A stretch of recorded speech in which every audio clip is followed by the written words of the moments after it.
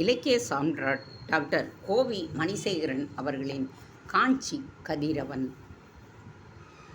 பல்லவீஸ்வரா, என்னை அடிக்கடி கொடுமை குசும்பன் என்று சொல்லி வருவதை என்னால் சகித்து கொள்ள முடியவில்லை. குசும்புத்தனம் பண்ணுவது நீயா நானா? அதனால் இராமாயணத்தில் ஒரு கூனி குசும்புத்தனம் பண்ணினாள், இப்பொழுது மகேந்திரவனத்தில் ஒரு கூனன் குசும்புத்தனம் பண்ணுகின்றான் என்றேன். இவன் மட்டும் என்னை அவமதிக்கலாம், நான் அவமதித்தால் மட்டும் மன்னிப்பு கேட்க வேண்டும் என்பது என்ன நியாயம்? விஸ்வரூபன் குறுக்கிட்டான். நான் இளவரசரின் பிரதம ஆலோசகன், அறிஞன், உன்னிலும் கொஞ்சம் வயதிலும் பெரியவன். சக்கரவர்த்திகளே தீர்ப்பு சொல்லட்டும். சக்கரவர்த்தியின் நாவு அசைகின்றது. உன்னையே நீ அறிஞன் என்று சொல்லிக்கொண்டால் எப்படி? நிருபகேசரி உன்னிடம் குசும்பு செய்ய காரணம் இளவரசரிடமிருந்து என்னை பிரிக்க பார்ப்பது. அப்பொழுது ஜெயதேவன் குறுக்கிட்டான். நிலைமை மிகவும் மோசமாகி விடக்கூடாதல்லவா? நிருபகேசரி, தவறு உன்னுடையது. குசும்பன் என்று விஸ்வரூபன் கூறியதற்கு நீயும் திரும்பி குசும்பன் என்று கூறியதோடு நில்லாது இராமாயண கூனி விளக்கம் பற்றி கூறி அவமதித்திருக்கிறாய். நீ வெறும் வீரன். இவனோ வீரன் மட்டுமில்லாது சாஸ்திர விற்பன்னன். மன்னிப்பு கேட்பதுதான் நியாயம். சக்கரவர்த்தி இப்பொழுது தலையிடுகிறார். மகேந்திரவர்மா, நிருபகேசரி யார்? அவனது பின்புலம் என்ன என்பதை யோசிக்காமல் நீ பேசுவது சரியா? நிருபகேசரி உன்னுடைய பால்ய நண்பன். இதுதான் சரியான சந்தர்ப்பம். இதை விட்டால் எங்கே சமாதானம் ஏற்பட்டு விடுமோ என்று அஞ்சிய நிருபகேசரி சற்றே முன்வந்து பல்லவ சக்கரவர்த்தி சிம்மவிஷ்ணு போதிராஜரின் பாதத்தை தொட்டு வணங்குகின்றான். பல்லவீஸ்வரா, நீண்ட நாட்களாக அடங்கியிருந்த கசப்பான வெறிப்பு இன்று வெடித்து விட்டது. இனியும் சகித்து கொண்டிருக்க முடியாது. பால்யம் முதல் பழகியவனே என் இளவரசர் தூக்கி எறிந்து விட்டார். இது மேலும் நீ இடித்தால் அரசியலில் குழப்பம் தலை தூக்கும். தயவுசெய்து என்னை மன்னித்து விடுங்கள். எனக்கு இந்த விஸ்வரூபன் அரண்மனையை விட்டு வெளியேறுகின்றானோ அன்றைக்குத்தான் இந்த காஞ்சி அரண்மனையை நான் மீதிப்பேன். இது சத்தியம். நிருபகேசரி, பல்லவ சக்கரவர்த்தி பதறிப்போனார். தயவுசெய்து தடுக்க வேண்டாம் சக்கரவர்த்தி பெருமானி. ஆனாலும் என் அருமை இளவரசர் மகேந்திரவர்மன் சலகலகலா வினோதருக்கு என்றும் நான் நன்றியுள்ளவனாக இருப்பேன். இதுவும் சத்தியமே. சக்கரவர்த்தியால் அதற்கு மேல் ஒன்றும் பேச முடியாமல் போய்விட்டது. சத்தியம் செய்து விட்டானே. கூணனை கருவிக்கொண்டார் அவர். அடுத்து கொஞ்சமும் தாமதிக்காமல் நேரே மகா அமாத்தியாரிடம் சென்றான் நிருபகேசரி. மகா அமாத்திய பெருமானே, எனது சுதந்திரத்தையோ சுயமரியாதையோ இழக்க நான் விரும்பவில்லை. சென்று வருகிறேன் என்று கூறி பணிந்து நின்றான். நிருபகேசரியை ஒரு கணம் நோக்கின்றார் மகா அமாத்தியர். பழையாரர், உத்தம தமிழ் பேராயர். அந்த நோக்கலில் அநேக அர்த்தங்கள். புறப்படும் முன் ஆஞ்சநேய பெருமாள் சன்னதிக்கு சென்று வணங்கி உன் ராமனை நீ வாழ்த்திச் செல். அந்த சொற்களில் அநேக அர்த்தங்கள். வெளிச்சம் விடியலை தேடி அலைகின்றது. கனவை காதலிக்கும் இரவு முழுவதும் பல்லவ இளவரசன் மகேந்திரவர்மனுடைய இமை விழிகளை நேரடியாவது பார்க்க வேண்டுமே. நேற்று சாளுக்கிய சாம்ராஜ்யத்து மாபெரும் தலைநகரான வாதாபியில் நுழைகின்ற போது அவனது கலைமா விழிகள் நாகரத்தை எடை போட்டு விட்டன. ஓ, தமிழகம்தான். கிழக்கு வாசல் தனது கபாடங்களை பறக்க திறந்து சிகப்பு கோலமிட்டு அக்னி ரதத்தை பூபாலம் போடி வரவேற்கின்றது. அந்நியமான தலைநகரம். ஆனாலும் நியமிக்கப்பட்ட சாளுக்கிய வீரர்கள் உயிர்மேல் பணயம் வைத்து சேவை புரிகின்றார்கள். உத்தரவு அப்படி இருக்கின்றது. மகேந்திரவர்மன் மலைத்து நிற்கிறான். சற்றைக்கெல்லாம் அரண்மனையில் இருந்து அழைப்பு வருகிறது. புலிகேசியின் ஆணை. அத்துடன் புத்தம்புது ஆடைகள், ஆபரணங்கள் வந்து குவிகின்றன. வியப்பு விழிகளை விழுங்குகின்றது. சிறைப்பிடிக்கப்பட்ட பகைவனா? சிங்கார போகம் அனுபவிக்க அழைத்து வந்த நண்பனா? புரியவில்லை என்பதல்ல, புரிகின்றது. புரிந்ததால் ஏற்பட்ட வியப்பே என்பதும் புரிகின்றது.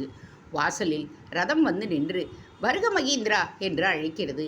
தன்னை ஒருவாறு ஒப்படை செய்து கொண்ட மகேந்திரவர்மன் ரதத்தில் அமர்கின்றான். அந்த அழைப்பை அவன் மறுக்கவில்லை. என்னதான் நடக்கின்றது என்று பார்ப்போமே. ரதம் மிகவும் மரியாதையுடன் புறப்படுகின்றது. ஆனால் எஃகு கோட்டையினும் பலம் பொருந்திய காவலுடன் அது புறப்படுகின்றது.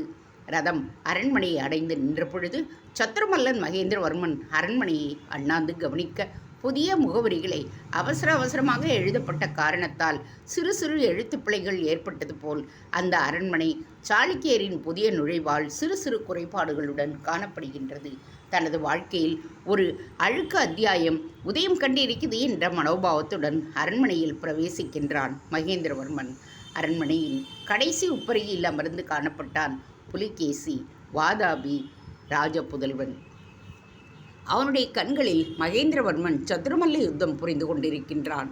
உப்பரிகையில் ஒரு மறைவான இடத்தில் கருப்பு முத்தை பொடித்து சித்திரம் வரைந்தது போல காணப்பட்ட அழகி ஒருத்தி கருப்பு முத்தை போன்ற கண்களை உருட்டி உருட்டி யாரை எதிர்பார்க்கிறார்? வலம்புரி கலைமுத்துவான மகேந்திரவர்மனைத்தான். அவள் வேறு யாருமல்ல, சாளுக்கிய சாம்ராஜ்யாதிபதி மங்களீசனின் புதவி புலிகேசியின் தங்கை பானுச்சந்திரிகா. மகேந்திரவர்மனை அழைத்து வருகிறார்கள். ஒளிந்து கவனிக்கும் முத்துக்கள் மோகனமாக விரிந்து காஞ்சியின் கதிரவன் இவர்தானோ என்று வியக்கின்றன. இவர்தான் கலையில் ரசவாத வித்தகனோ? இந்த வீரப்பெருமகனை, காவிய திருமகனை ஓவிய மலர் கூடம் ஒன்று கூடி வரவேற்க இமைக்கதவில் கண்பொழித்து இன்ப போரல் மாந்தி மதுக்குரலில் இசைப்பாடி மகோன்னதமான வரவேற்பை விட்டு இவ்வாறா வரவேற்பது? இதுவா ராஜ உபசரணை? ஓ, கலையில் தேவபுருஷன், காமனின் அத்தியந்த நண்பன், அபிமன்வியின் ஆண்மை, அர்ஜுனனின் பேரழகு. அவளது கவிதை கண்களில் நெருப்பே குளிர் காய்கிற தென்றல். குளிர். மகேந்திரவர்மன் அந்த பிரம்மாண்டமான அறைக்குள் நுழைகின்ற பொழுது பானுச்சந்திரிகாவின் நினைவுகள் இவ்வாறெல்லாம் கனவு சுவடிகளை புரட்டி கந்தர்வ பொருள்களை தேடுகின்றன. அறையிற்குள் நுழைந்து அழைத்து செல்லப்பெற்ற பல்லவகுமாரன் மிகவும் நெருக்கமான விசுவாசத்துடன் அழைப்பு கோருகின்றாள் வாதாபி குமரன். காஞ்சியின் உதடுகளில் எதையும் தாங்கும் இதய புன்னகை. வாதாபியின் உதடுகளிலோ வெந்த புண்ணில் வேல் சொருகும் வஞ்சக புன்னகை. வாதாபி எப்படி இருக்கிறது மகேந்திரவர்மா? பளிச்சென்று சொன்னான் மகேந்திரவர்மன். என் அன்னை தமிழகத்துக்கு அணியக்கூடிய ஒரு அருமையான மெட்டி. எத்தனைக்கு திமிழ் பிடித்த சொற்கள் அவை. தொடர்ந்து புலிகேசியின் கலகலத்த ஆணவச் சிரிப்பு. உட்கார் மகேந்திரா. அவசியமில்லை. நான் உன்னை ஒரு குற்றவாளியாக நடத்தவில்லையே, பல்லவ ராஜகுமாரனாக தானே நடத்துகின்றேன். ஏன் தெரியுமா? தெரியும். என்ன தெரியும்? உனது சபதம் அவ்வாறு நடத்தச் சொல்லுகிறது. புலிகேசி மீசையை நீவிட்டு கொண்டே புலியின் சீற்றம் போல கவனிக்கின்றான். ஆமாம், சபதம் அவ்வாறு நடத்தச் சொல்லுகிறது. நான் பல்லவ அரியணையில் அமர்ந்து உன்னை சாட்டையால் அடிக்கின்ற பொழுது ஒரு குற்றவாளியை பழி தீர்த்து சபதத்தை நிறைவேற்றிக் கொள்ளும் பலவீனத்தை அனுபவிப்பதில் அர்த்தமில்லை. ஒரு மாபெரும் சாம்ராஜ்யத்து மரியாதைமிக்க ராஜகுமாரனை பழி தீர்த்த செருக்கார்ந்த பலத்தையே நான் அனுபவிக்கின்றேன். நல்லது. சாளுக்கிய மன்னர் எனது சிறிய தந்தையார் உன்னை நியாய சபையில் சந்திக்க வேண்டும் என்று உத்தரவிட்டு சென்றிருக்கின்றார். நீ போகலாம். இங்கே நியாயம் கூட உண்டா புலிகேசி? அது எங்கும் உண்டு. எடுத்துக்கொள்கின்ற நியாயங்களை பொறுத்தது. நியாயங்களாக அப்பொழுதுதான் பார்க்கப்படுகின்றன. அதுவரை ஒரு ஒதுக்கில் என்று உரையாடல்களை செவிமெடுத்து வந்த பானுச்சந்திரிகா அதுவே சரியான நேரம் என்று கருதி ஏதோ எதேச்சையாக உள்ளே நுழைந்து விட்டவள் போல் நுழைந்து விடுகிறாள். ஒரு நடிப்பை போல் நுழைந்த அந்த கருப்பு முல்லை எவரோ அந்நியர் உள்ளே இருப்பதைக் கண்டு நாணப்படுவது போல் ஒசிந்த பாவனையில் ஓ, தெரியாமல் நுழைந்து விட்டேன் என்று கண்களால் மருண்டு கூறி ஒதுங்க, என்னம்மா பானு, ஏதேனும் விசேஷமா என்றான் வாதாபியின் குமாரன் புலிகேசி. யார் இவள்? வந்த கணம் முதல் ஏதோ தென்றலை தீண்டிவிட்ட புஷ்ப மாதிரி சிலிர்த்து குழைய குலுங்குகின்றாளே. மகேந்திரவர்மன் கவனிக்கின்றான். புலிகேசிக்கு புரிகின்றது. சக்கரவர்த்தியின் திருமகள், என் தங்கை, பெயர் பானுச்சந்திரிகா. நல்ல பெயர். மகேந்திரவர்மன் அவளை நோக்க, பெயர்தான் நன்றாக இருக்கின்றதா என்ற பாவனையுடன் அவளை நோக்க புரிந்து கொண்ட மகேந்திரவர்மன், இருட்டில் எழுதிய கருப்பு கவிதையானாலும் விலை மதிக்க முடியாத கருப்பு முத்து, திசைதோறும் தேடினாலும் கிடைக்காத கருப்பு முல்லை என்றான். இமயமலை பிரதேசத்தில் பனியே இதயத்துக்குள்ள அடங்கிவிட்டது போல் ரோமாஞ்சலி. ஏ மகேந்திரா, நீ நன்றாகவே ராஜதந்திர நாடகம் ஆடுகின்றாய் என்று மகேந்திரவர்மனையே பாராட்டுகின்றது. நல்லது மகேந்திரவர்மா, உன்னை நியாய சபையில் சந்திக்கின்றேன் என்று கூறி எழுந்து கொள்ளுகின்றான் புலிகேசி. புலிகேசி, உனது நியாய சபை எனது பாதங்கள் மிதிக்க நாணப்படுகின்றன. நான் நியாயமாக இங்கே விஜயம் செய்திருந்தால் என் பாதங்களுக்கு ஒரு புனிதமான கௌரவம் உண்டு. வேண்டுமானால் எனது பாதங்களை வெட்டி எறிந்து என்னை எடுத்துச் செல்லுங்கள். பலாத்கார முறையில் என்னை அழைத்து செல்வீர்களே, ஆனால் உனது சபதம் குஷ்டரோகம் பிடித்து கௌரவத்துக்குள்ளாகிவிடும். புலிகேசியின் முகம் தீக்குழம்பாக சிவக்கின்றது.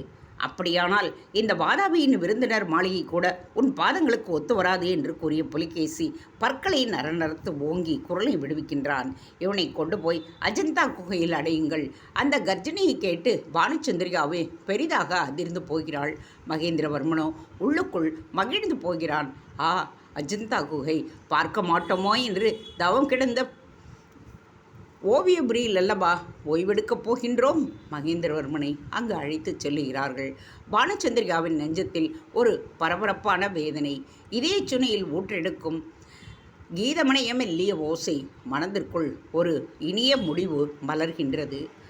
வதோரா நதி என்னை நெருக்காக வளைத்துச் செல்லுகிறது. வாதாபி செருக்கோ அல்லவே அல்ல. அஜந்தா என்கின்ற அந்த கலை மாமலையை அணைத்துச் செல்லுகின்றதாம் அது. மகேந்திரவர்மன் மலைத்து கவனிக்கின்றான். அழியா அழகு காப்பியங்களாக விகாரிகளும் சைத்திரியங்களும். ஆகா, வாழ்வில் மகத்தான பேரு. வியக்க வியக்க ரசிக்கின்றான்.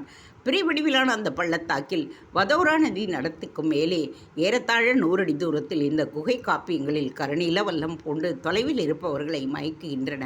ஓ, பானுச்சந்திரிகாவை போன்றே அழகு. அவள் ஏன் அப்படி மரள மரள நோக்கினாள்? புரியவில்லை. புரிந்து கொள்ளவும் முடியவில்லை. மலை மீது ஏறி பார்க்கின்றான். வதோரா நதியின் நோய்கள் சேய்களாக கிளைந்தைகள் பெறுகின்றன. அந்த பயங்கரமான வனாந்திரத்தில் மலையை மீறி சுற்றிலும் இருக்கும் காவலையும் மீறி இவன் எங்கே போய்விட முடியும் என்கின்ற துணிவில் பகல் பொழுதில் இத்தனை சுதந்திரம் அளித்து விட்டார்களே. இரவில் பயங்கரமான காடு அது. கொடிய மிருகங்கள் கூத்திடும் வனாந்திர பிரதேசம். குகையுள் சகல நலன்களையும் ஏற்பாடு செய்திருந்தான் வாதாபியின் குமரன் புலிகேசி. குகை ஓவியங்களை ரசிக்கின்றான். ஆஹா, இந்த பௌத்த பிக்குகள் தங்கள் மனக்கிருக்கல்களை ஒரு கலாரூபமாக என்னமாய் சிருஷ்டித்திருக்கிறார்கள். வணக்கம் ராஜகுமாரா. பெண்ணின் குரல். திரும்பி பார்க்கின்றான். நான் கௌதமி. அந்த அழகோவியம் தன்னை இதமாக அறிமுகம் செய்து கொள்ளுகிறது. ஒரு சித்திர ரசனையுடன் நோக்குகின்றான் மகேந்திரவர்மன். இந்த குகையில் ஏதேனும் மாய வித்தை உண்டோ? ஒரு சித்திரம் உயிர் பெற்று வந்து தன்னை மறுட்டுகின்றதே. நான் சித்திரமல்ல ராஜகுமாரா, அசல் பெண். உங்கள் சௌகரியங்களை கவனிக்கும் பணியாட்களுக்கு தலைமை தாங்கி நிற்பவள். உண்மையும் அதுதான். புலிகேசி வேறு எவரையும் நம்பவில்லை. காஞ்சியில் போலி மகேந்திரவர்மனாக நடித்து வரும் ஜெயதேவனின் காதலியாயிற்றே இந்த கௌதமி. கொஞ்சம் இவன் கண்ணை இருந்தாலும் காஞ்சியில் இருக்கும் ஜெயதேவன் நிரந்தரமாக கண்களை மூட நேரிடுமே. அந்த எச்சரிக்கை அவளது இதயத்தில் எரிதழலாய் சுட்டு கொண்டிருந்தது. தலைமை தாங்க உங்கள் புலிகேசிக்கு ஒரு பெண்ணா கிடைத்தாள் என்கிறீர்களா பல்லவகுமாரா?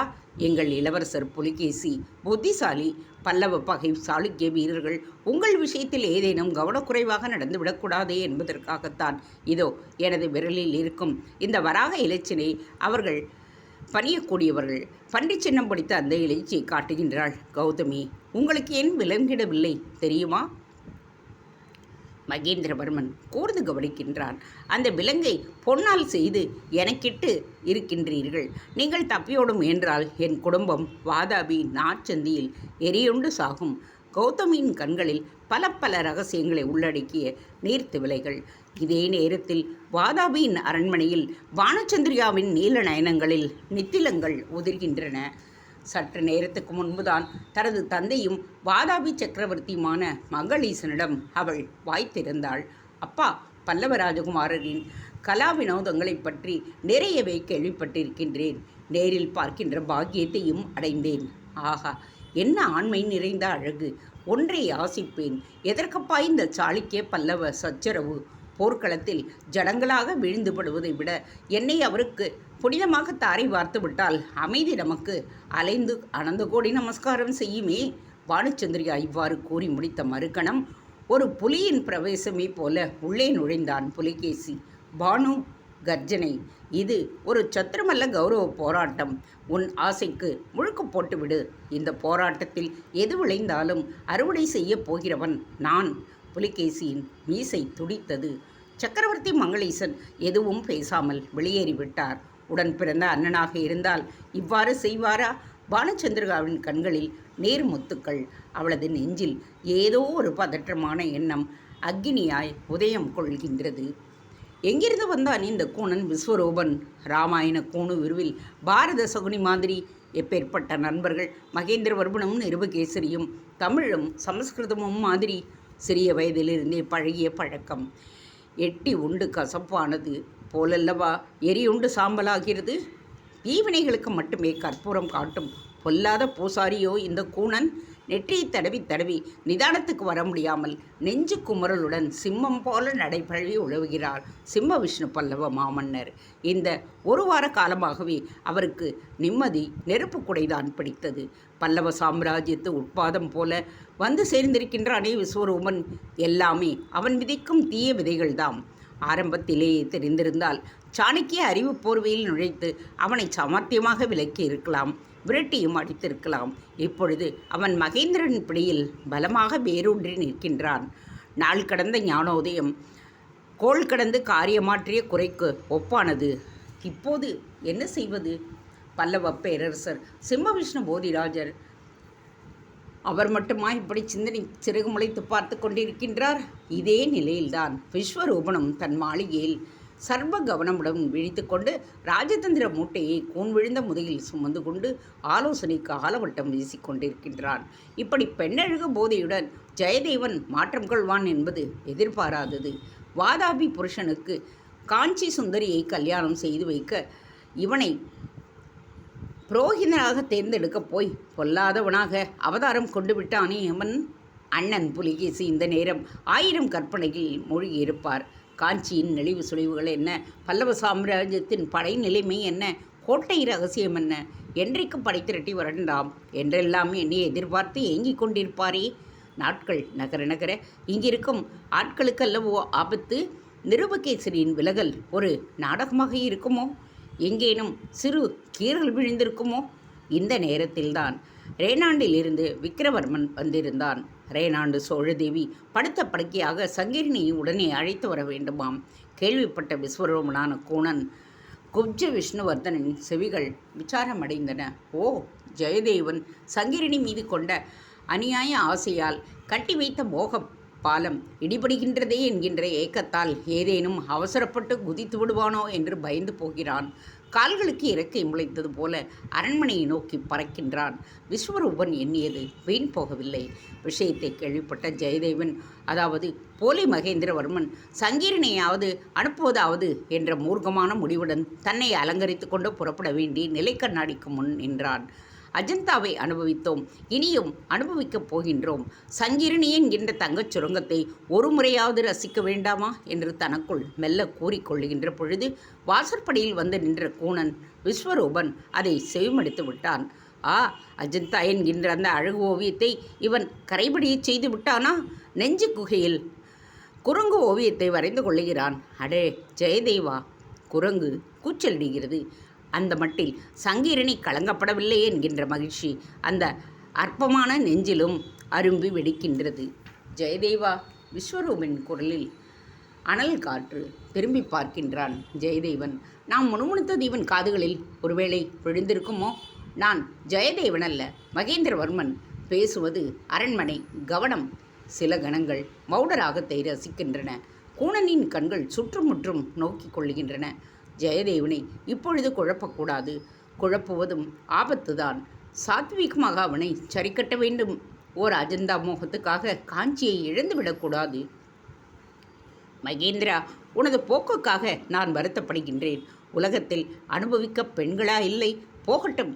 வந்திருப்பவன் ரேனாண்டு சோழகுமாரன், சங்கீரணியின் சகோதரன், உனது ஆத்ம நண்பன் விக்கிரவர்மன். அவனிடம் அன்பாக பழகு. சங்கீரணியை அனுப்ப முடியாது என்று நீ அடம் பிடிப்பாயானால் சந்தேகத்துக்கு அறுசுவை போஜனம் விடுவது போல உடல்லேற்ற பெற்ற தாய் மகளை காண விழைவது இயல்பானது. சக்கரவர்த்தியின் ஆணைப்படி நடந்து கொள். ஒரு சிறு விஷயம். நமது சேலை குறித்து எங்கோ கீறல் விழுந்திருப்பதாக நான் ஐயப்படுகின்றேன். ஜாக்கிரதை. விஸ்வரூபன் எச்சரிக்கையில் வாளின் கூர்மை பளபளக்கிறது. ஜெயதேவனும் ஒரு கணம் அதிர்ந்துதான் போனான். ஜெயதேவா, நாம் இங்கு வந்தது எதற்காக என்று யோசித்துப்பார். ஒரு சங்கீரணிக்காகவோ அஜந்தாவுக்காகவோ அல்ல. காஞ்சி எனும் பேரழகியை வாதாபிக்கு மனமுடிக்க. ஒன்றை சொல்கிறேன், உனக்காக வேண்டுமானால் நான் அஜந்தாவை தியாகம் செய்கிறேன். சங்கீரணி விஷயத்தில் சண்டித்தனம் பண்ணாதே. புறப்படு. விஸ்வரூபன் புறப்பட்டான். மனதுக்குள் நெருப்பனைய அரிப்பு இருந்தாலும் மௌனமாக பின்தொடர்கின்றான் ஜெயதேவன். விஸ்வரூபனின் மனம் எதையெதையோ கீறி கீறி வெளிப்படும் இரத்தத்தை குரூரமாக ரசித்து கொண்டிருந்தது. ஓ அஜந்தா! மாடப்படிகளை விட்டு இறங்கி வந்த ஜெயதேவன் ஓடிச் சென்று விக்கிரவர்மனை அணைத்து கொண்டான். நலமா விக்ரமா? விஸ்வரூபன் மனதுக்குள் சின்ன அமைதியான பெருமூச்சு. விக்கிரவர்மனுக்கோ ஆத்திரம் ஆவேசமானாலும் அது எதிரே எதற்காக எச்சரிக்கவே நின்று கொண்டிருந்த மகா அமாத்தியார் பழையாறை உத்தம தமிழ் பேராயரை கண்டு அமைதிப்படுகின்றது. நலந்தான் பல்லவகுமாரா? அணைப்பிலிருந்து விடுபட்ட ஜெயதேவன், ஏன் மைத்துனரே என்று சொல்லக்கூடாதா நீங்கள் என்றான். நான் மைத்துனரை காட்டிலும் பல்லவகுமாரனை அதிகம் நேசிக்கின்றேன், சுதாரித்துக் கொள்கின்றான் விக்கிரவர்மன். ரேனாண்டில் அனைவரும் நலந்தானே? அம்மாவை தவிர அனைவரும் நலம். அம்மா படுத்த படுக்கையாக இருக்கிறார்கள். தங்கையை அழைத்து வருமாறு அப்பா அனுப்பியிருக்கிறார். சக்கரவர்த்தியிடம் செய்திகளை சொன்னேன். மகேந்திரன் விருப்பத்திற்கு மிஞ்சி மகாமந்திரம் இல்லை என்று சொல்லிவிட்டார். ஐயோ, அப்பா கிழித்த கோடு காஞ்சியின் எல்லை. எப்பொழுது அனுப்பி வைத்தாலும் நீ அழைத்து செல்லலாம், உடன் நானும் செல்லலாம் என்று உத்தரவிட்டாலும் நானும் புறப்பட கடமைப்பட்டவன். என்ன சாதுரியமாக பேசுகின்றான்! அடே பாதகா, நீயும் புறப்படுகின்றாய்?